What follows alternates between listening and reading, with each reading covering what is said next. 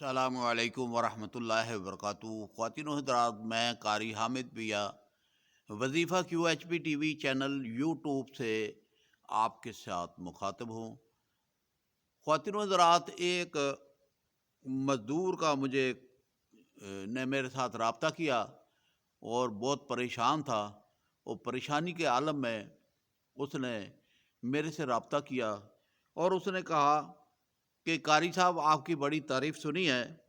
میں غریب ہوں، محنت مزدوری کرتا ہوں، 7 جوان بچیاں ہیں، ان کی شادی کا مسئلہ ہے، مجھے کوئی وظیفہ بتائیں تاکہ میری بچی کی شادی ہو جائے اور گھر کا نظام سیدھا ہو جائے۔ تو میں نے اسے کہا کہ آپ فکر مت کریں، میں آپ کو ایک وظیفہ بتاتا ہوں۔ وہ وظیفہ آپ نے پڑھنا ہے اور 5 وقت کی نماز پڑھنی ہے۔ وہ سارا دن استغفر اللہ استغفر اللہ استغفر اللہ پڑھنا ہے، اور آپ نے جب عشاء کی نماز کا اذان ہو جائے تو آپ نے استغفر اللہ پڑھتے ہوئے مسجد کی طرف جانا ہے، اور مسجد میں نماز پڑھنی ہے۔ نماز پڑھنے کے بعد پھر ایک کونے میں آپ نے بیٹھ جانا ہے اور بیٹھ کر پھر یہ وظیفہ پڑھنا ہے۔ اس وظیفے کی برکت سے آپ کا مسئلہ اللہ پاک حل فرما دیں گے۔ وظیفہ کیا ہے؟ میں نے اسے کہا کہ آپ نے 11 مرتبہ درود ابراہیمی پڑھنا ہے اول، اور 11 مرتبہ درود ابراہیمی پڑھنا ہے بعد میں۔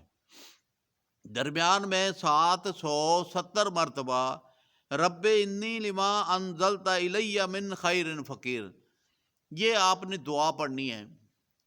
اور 770 مرتبہ پڑھ کر پھر درود شریف 11 مرتبہ پڑھ کر پھر اپنے لیے خصوصی دعا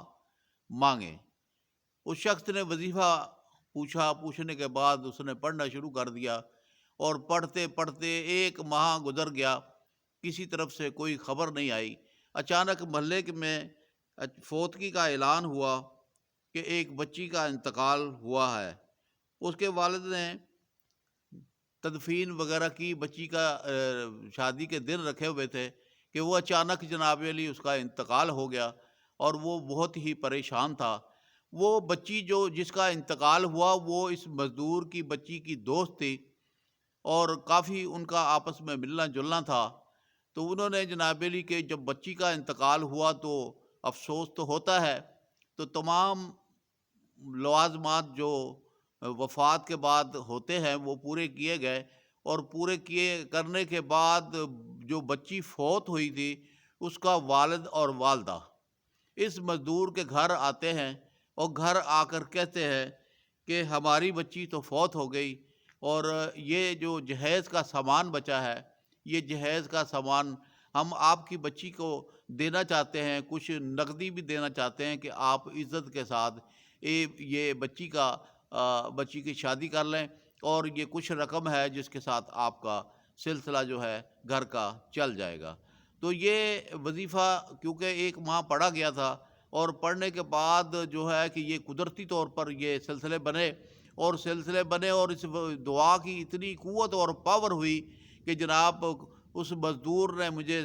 جو فون کر کے بتایا، کیونکہ وہ اندرونی سندھ کا رہنے والا تھا، اور اس نے مجھے فون کر کے بتایا کہ اللہ پاک نے کس بہانے کے ساتھ، کس طریقے کے ساتھ میری مدد کی، کہ میں اللہ پاک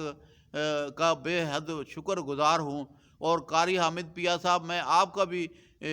بے حد شکر گزار ہوں، اور اللہ کا لاکھ لاکھ شکر ادا کرتا ہوں کہ آپ کی بدولت مجھے وظیفہ ملا، اور میں نے وظیفہ پڑھا، اور میرے گھر کا مسئلہ جو ہے وہ حل ہو گیا، میری بچی کی شادی کا انتظام ہو گیا۔ جہیز کا بڑا مسئلہ تھا، اور جہیز کی وجہ سے بچی کا رشتہ بھی نہیں ہو رہا تھا، گھر میں حالات بھی بڑے خراب تھے، تو یہ قدرت نے ہمارے اوپر کرم کر دیا۔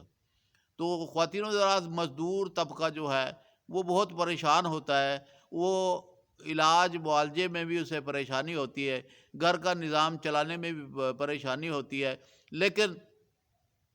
اگر وہ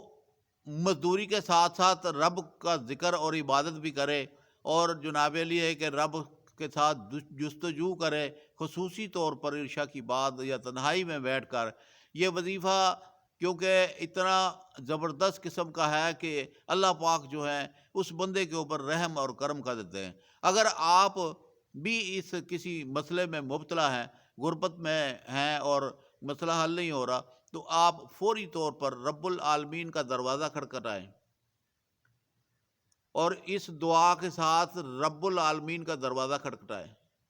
اور یہ بات کہہ دیں کہ یا رب العالمین، میرا کوئی سہارا نہیں ہے، میرا سہارا تو ہی ہے، اور تو ہی مجھے دینے والا ہے، اور تو نے مجھے پیدا کیا ہے، اور میرے گھر کا سارا نظام تیرے ہی حکم سے صحیح ہوگا، تو کن کہتا ہے فیکون ہو جاتا ہے۔ تو اس لیے جب مخصوص قوت ارادی کے ساتھ دعا مانگیں گے تو اللہ پاک اسے قبول فرمائیں گے اور انتظام کر دیں گے۔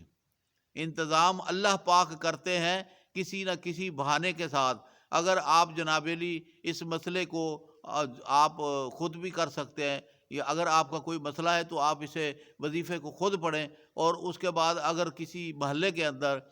کسی بھی بندے کا کوئی مسئلہ ہے تو اسے یہ وظیفہ بتا دیں کہ وہ بندہ جو ہے اس وظیفے کو کرے، اور وظیفے کے کرنے سے یہ اللہ کی رحمت بھی آ جاتی ہے، اللہ کی رحمت بھی آ جاتی ہے، برکت بھی آ جاتی ہے، اور اللہ پاک اسباب پیدا کر دیتے ہیں کہ کسی نہ کسی طریقے سے اس کا حل ہو جاتا ہے۔ میرے پاس بہت سارے مسائل، بہت سارے لوگ آئے، اور تقریباً 40 سال سے جو لوگوں کے دکھ تکلیف کا میں سہارا بناؤں، اور میری کوشش شروع سے یہی ہے کہ میں چاہتا ہوں کہ مسلمان مرد، مسلمان عورتیں جو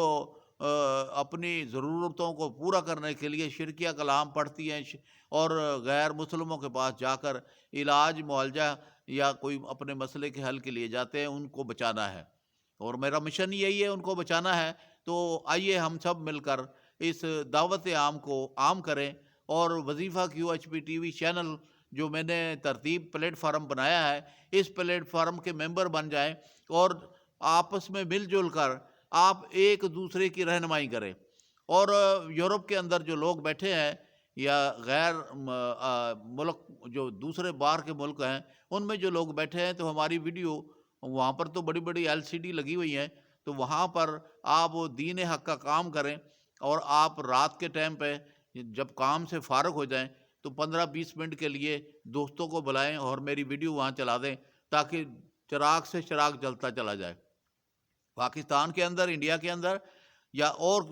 دیگر ممالک جہاں جہاں پر مجھے کوئی دیکھ رہا ہے، سن رہا ہے، اور وہ میرا سبسکرائبر، میرا ممبر ہے، تو اس سے گزارش ہے کہ جناب علی میری ویڈیو کو آپ ایک سکرین کے اوپر چلا دیں، اور چلانے کے بعد جو ہے وہ دوستوں کو اکٹھا کریں، یا خواتین جو میرے ساتھ چلنا چاہتی ہیں ان سے گزارش ہے کہ آپ بھی